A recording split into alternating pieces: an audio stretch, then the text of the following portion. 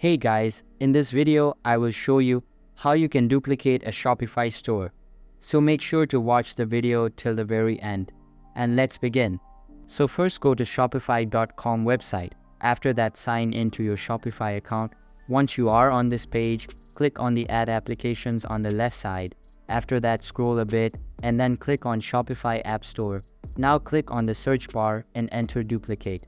So as you can see, these are the results for Duplicate. Click on Duplicate to Duplicate Store. Then click on Install and install this application because this application will help you to duplicate your Shopify store. Now here you can connect with stores or choose export options. Also you can choose your plans, and this contains a starter that includes 1,000 export events per month plus 0.5 cents per event. Moreover, the middle includes 20 export events per month plus 0.3 cents per event.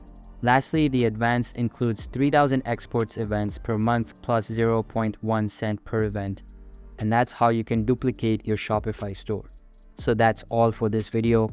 Hope you liked the video. Thanks.